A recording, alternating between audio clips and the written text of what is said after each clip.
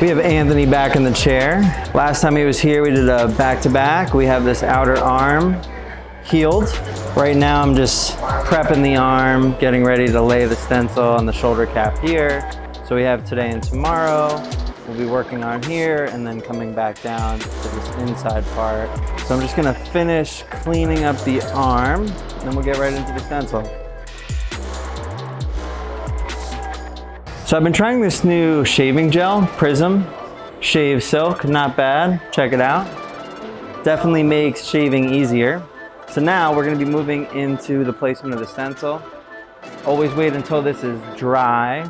Then I'm gonna add some of this premium stencil stuff on the top here, rub it in until it's kind of giving me some kickback, nice and tacky. And then we're always gonna place the stencil while he's standing. That way it doesn't look weird at rest. I'm gonna cut some stress cracks in kind of the non-important parts of the stencil, just so we have some flexibility. And then I left myself this nice jawline. So that's where I'm gonna be trying to line up.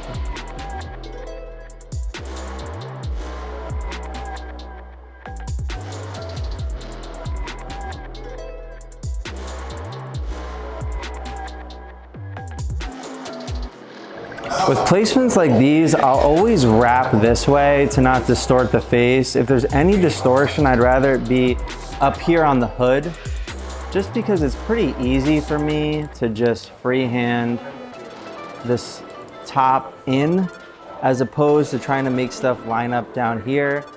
On these bending areas, always keep in mind what our priority is, and I'll kind of make decisions based off that. So I went this way and then folded the top.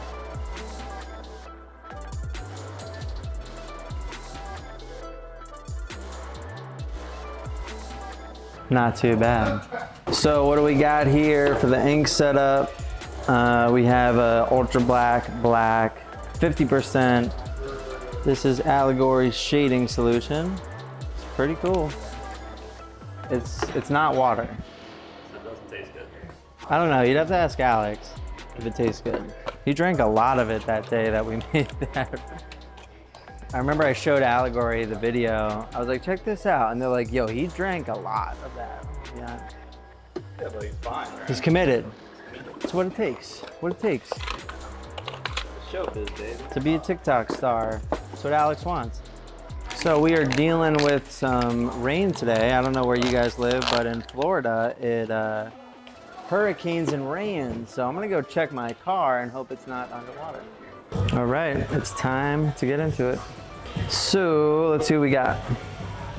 We have a lot of dark surrounding the face. So I'll probably start to build on this side here, pretty simple. We have, this is almost black, dark shadow, dark shadow. So we'll start with the black and then move right in. So I'll start framing out this black, which will expose our negative space image. So I'll get that in there, first things first. So we have these kind of light negative thorns around the image. So right now I'm just kind of going around one of the thorns. The way that I build stuff is always in layers. So even though the area that I'm working on right now is black, I'm gonna shade it into about a dark gray. I'm not gonna bring it all the way black yet. The reason that I do it this way is because later, when I shade my dark shadows, I'm just gonna come over the whole thing, which will have these shades build together. It's just kind of the way I do it. I don't think it's wrong to just come in and hammer in the black. But I don't want this like whole thing black. So I'm not gonna just like black it out. I think the piece looks a little bit more detailed and dynamic when you have multiple dark shades as opposed to just one solid black shape. So that's kind of why I do it. Some of some of this will be solid black, but not all of it. I think that'll just kind of look like a silhouette and actually will look just a little flat. So once I build this up a little bit more, I'll show you what I'm talking about in the shadows. All right, so when I'm talking about building shades together, this is what I mean. So we have this to about a 50% black. So what I'm gonna do to get this light and this dark is I'm gonna come over and I'm gonna be shading over both of these shades, the negative skin and the 50% black. And what this is gonna do is it's gonna kind of build these shades up together. You know, at the end, I'm gonna want this black and this 50%. So I'm not really changing the motion of my hand or anything. I'm just increasing my range to cover both shades. Then like I said, this will build these shades together. I do this all the time, almost with the entire piece, unless it's like a huge area and maybe I can't reach. What I'm seeing in the image is if we're using a scale from 1 to 10, this is a 10, it's black, you know, and this is maybe a 5. So how do I know when to start building the shade together? Well, if one's a 10 and one's a 5, I'm gonna bring the black up to a 5, and then I'm gonna build them together until this one's a 5. You know, 5 plus 5, 10, 0 plus 5, 5.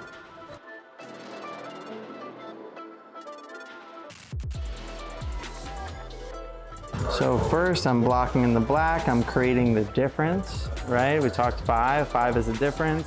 And then once I have that difference met, now I'm gonna build them together.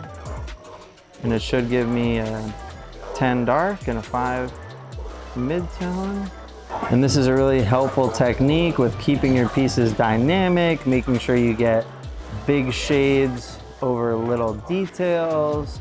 You know, this can be used with drop shadows, this can be used with all kinds of shading techniques.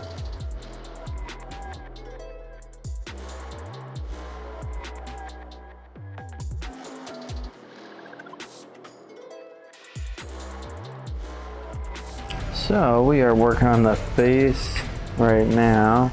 I'm just kind of framing in some of these facial features, getting the shadows and contours and the chin done. Then I'm gonna be using that technique I showed you before, where I go over all the shades. This is also in the hand video, same concept.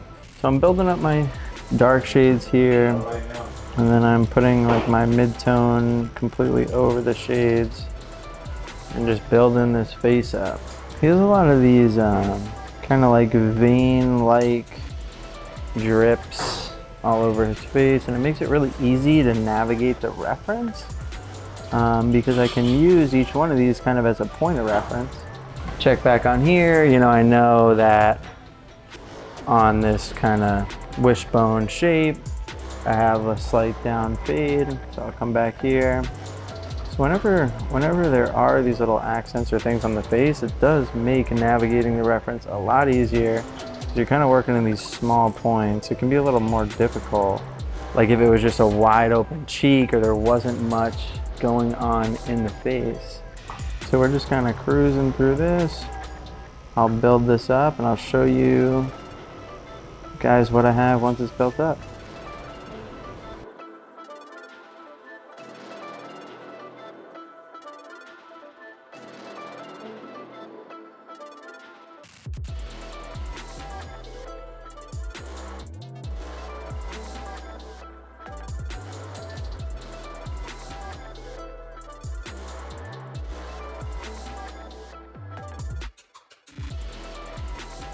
So we're making our way on this face. We kind of have the cheeks down, blocked out. I just wanted you guys to see what it looks like as it's blocked out. So we are not finished, but we have a lot of the facial structure developed, and all we're gonna do is just kind of increase.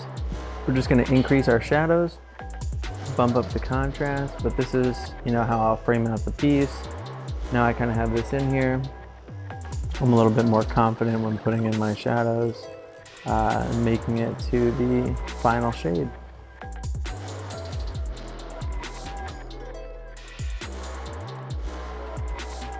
So now I'm gonna come back in with a 7 mag, and I'm just gonna develop some of these shadows a little bit more. Get my darks in the mouth, I'll get the eyes and the nose with the same technique.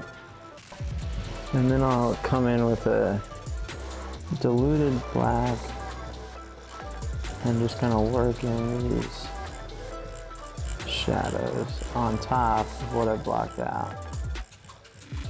And this will kind of bring up my value, my range, and finish this part of the piece. Blocking out a piece is almost like sketching it.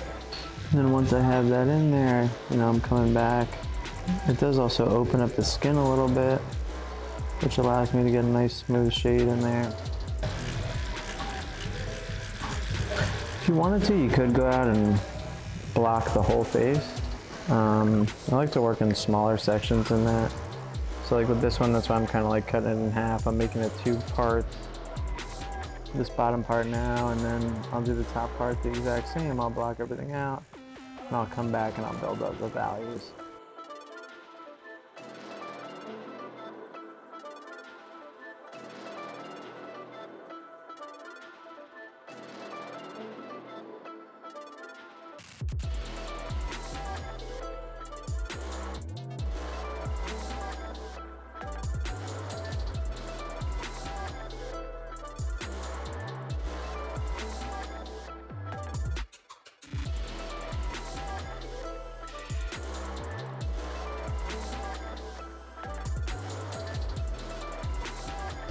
We are on the top of the tattoo right now. I'm kind of working on this hood, keeping it very simple. Some basic shapes and shades, just to kind of get the point across. Our main focus is this face, so I don't want to do anything that makes it look too busy. This hood is really just acting as a frame for the face. That's why I'm choosing to keep it simple. I'm just putting some wrinkles in there on top. And a bloodline at the top of the hood in. Then we bring in this dark black all down the side of the face. Once this is in, I'm gonna revisit the face, look at it, make sure it is to my liking with its values and highlights.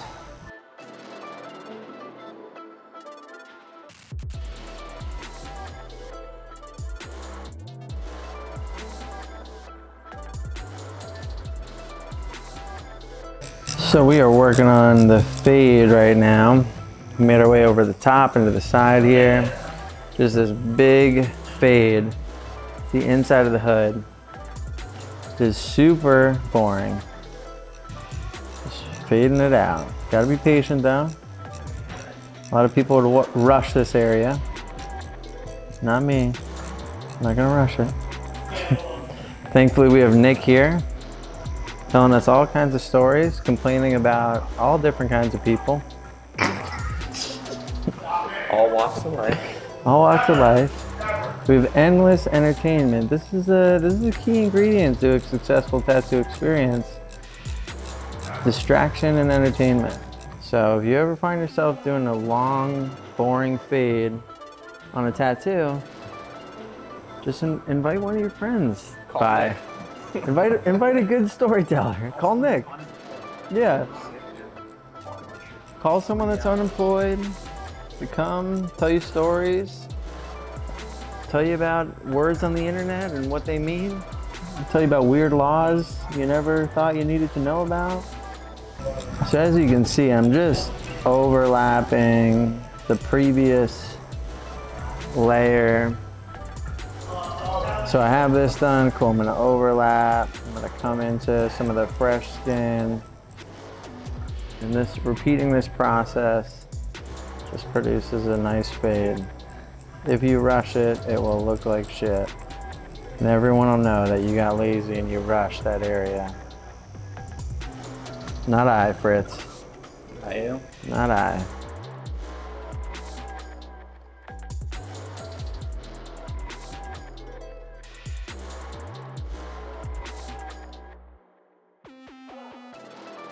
What's up, Fritz? Not much, John. We finally finished that fade. Yeah. They said it could never be finished. We're cruising along. Hey, Right. you didn't fucking do anything. Yeah, show off that fade.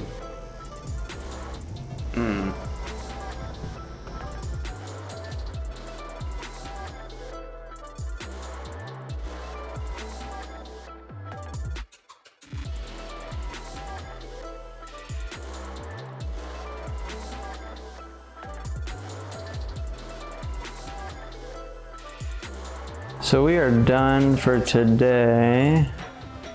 We finished this like dark priest looking thing. Tomorrow we will start the inside. Pretty handsome guy we got over here. So we have, you can see the arm, we have this spot here. It's kind of an interesting spot.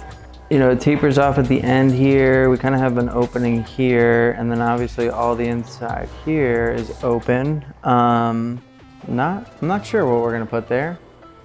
What I'm thinking is we definitely utilize this spot. So if we do one image, maybe have kind of a top heavy image. We have this whole thing here. Kind of have, you know, girl, dark. We were roughly talking about maybe doing some kind of like monster, demon, negative thing. I might just take that and have it take up this whole space. And then some accent or some simpler stuff here, just kind of big image. Figure that out tomorrow. That's future John problems. We don't have to deal with that today. Today was great, we crushed it. We're gonna let that bleed out a little bit and then get some pictures.